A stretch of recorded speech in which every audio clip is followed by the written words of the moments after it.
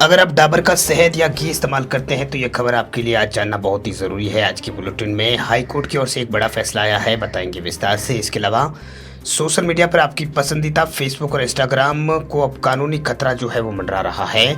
इस खबर को भी जानेंगे विस्तार से। इसके अलावा ऑनलाइन पेमेंट करने पर अब आपको देना होगा अलग चार्ज। इस पर वित्त मंत्री की ओर से भी सफाई यहाँ पर दे दी गई है।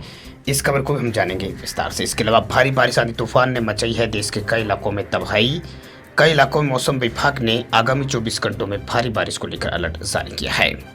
नमस्कार दोस्तों, आज की 20 बड़ी खबरों में देखिए ये बड़े अपडेट्स विस्तार से, तो वीडियो को आखिर तक जरूर देखिएगा। बुलेटिन की आज शुरुआत करते हैं पहली बड़ी खबर से। तो पहली बड़ी खबर देखिए, फेसबुक इंस्टाग्राम की कानूनी सुरक्षा वापस ले सकती है सरकार। रिकमेंडेशन और पैसों के बदले कंटेंट प्रमोशन का बड़ा मुद्दा, मेटा को इंसानी निगरानी बढ़ाने को कहा।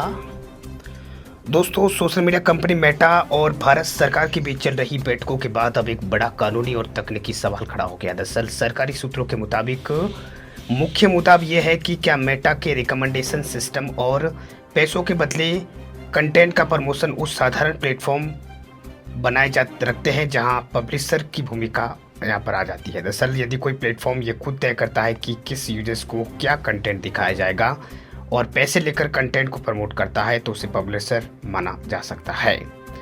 ऐसा होने पर कंपनी को अपने प्लेटफॉर्म पर पोस्ट होने वाले कंटेंट की पूरी जिम्मेदारी लेनी होगी। आईटी एक्ट के तहत मिलने वाले कानूनी छूट यानी कि सेफ हार्बर स्टेटस जो है अब गंवाना पड़ सकता है। दरअसल आईटी धारा 79 सोशल मीडिया कंपनियों को सेफ हार्बर यानी कानूनी सुरक्षा कवच देती है। इसके तहत किसी यूजर्स द्वारा पोस्ट की गई विवादित या फिर गलत जानकारी के लिए प्लेटफॉर्म जैसे कि फेसबुक, इंस्टाग्राम सीधे जिम्मेदार नहीं होते हैं।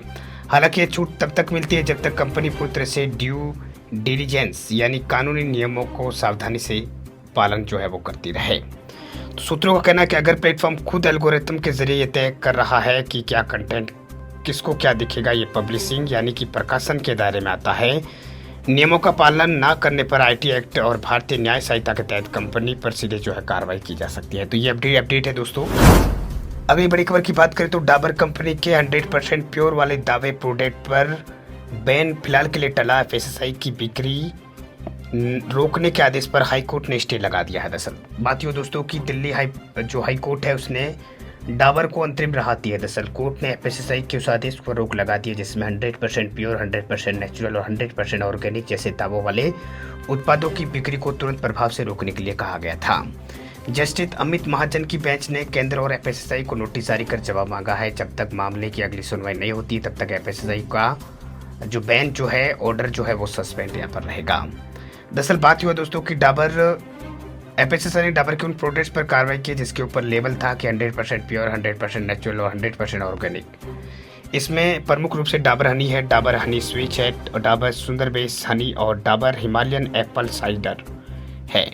तो ये अपडेट्स है दोस्तों। फिलहाल बढ़ते आएंगे अगली बड़ी खबर की ओर।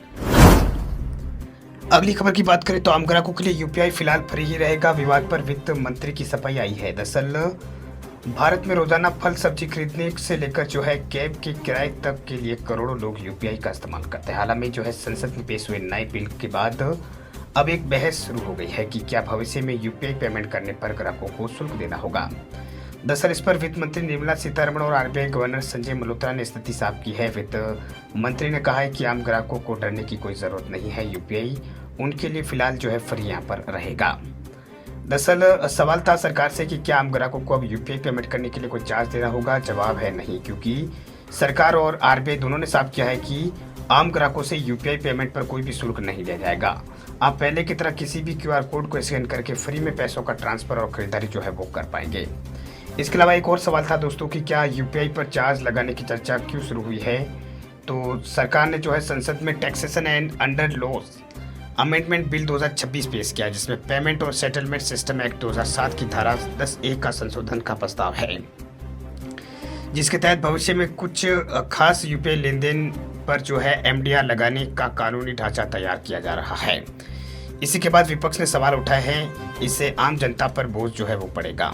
तो ये अपडेट्स है दोस्तों। फिलहाल बढ़ते आगे अगली बड़ी खबर की ओर। अगली खबर है मौसम को लेकर। दिल्ली एनसीआर में बारिश से पार्किंग की दीवारें गिरी, 8 गाड़ियां डूबी है, गाड़ियां फंसी, जाम लग गया है। वहीं बारिश और लैंडस्लाइड के कारण अमरनाथ यात्रा भी रोक दी गई है। दरअसल जम्मू कश्मीर में बारिश और लैंडस्लाइड के कारण शनिवार को जम्मू कश्मीर के अमरनाथ यात्रा फिर से जो है रोक दी गई है।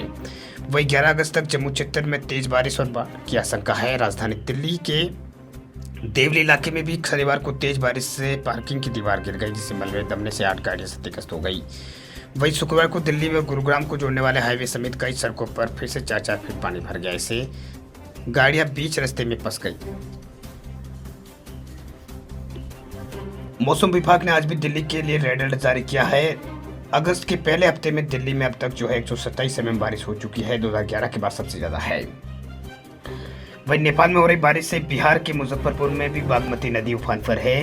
वहीं गंडक नदी का पानी भी 300 यहाँ पर घरों में घुस गया है। लोगों को सुरक्षित जगहों पर शिफ्ट किया गया। इधर यूपी में भी 25 दिनों से जारी भारी बारिश से नदियां उफान पर है। काशी में गंगा का जलस्तर बढ़ने से घाट टूट गए हैं और 84 घाटों का संपर्क टूट गया है। 50 छोटे मोटे मंदिरों में भी जो है पानी घुस गया है। वही आगरा में भी सड़क धंसने से 20 फीट गहरा गड्ढा हो गया। सोशल मीडिया पर वो तस्वीरें जब तक वायरल यहाँ पर रही है। वही देश भर में भी मानसूनी बारिश का दौर जारी है। दोस्तों, मौसम विभाग ने देश के 4 राज्यों में बारिश को लेकर अभी अलर्ट जारी किया है। यानी देश के 4 इलाकों में जो है बारिश और तेज हवाएं चलने को लेकर अलर्ट यहाँ पर जारी किया गया है। मौसम विभाग की ओर से ये अपडेट जानकारी फिलहाल दी गई है। इधर पश्चिम बंगाल के भी नदिया जिले में जो है शांतिपूर्ण बारिश के बाद कई इलाकों में पानी भर गया। जलभराव के बीच कई लोगों को मुश्किलों का सामना यहाँ पर करना पड़ा। वहीं राजस्थान में भी आज के बाद जो है कुछ इलाकों में तेज बरसात को लेकर चेतावनी है। झारखंड में भी आने वाले 24 से 48 घंटों में ज्यादातर इलाकों में तेज आंधी तूफान के साथ बरसात देखने को मिल सकती है। तो कुल मिलाकर दोस्तों, आने वाले दिनों में देश भर में मानसूनी बारिश का दौर जारी रहेगा। ज्यादातर राज्यों में तेज आंधी तूफान के साथ आपको बरसात की स्थिति भी देखने को मिलेगी, यानी बारिश वगैरह जो है वो होती हुई फिलहाल नजर आएगी।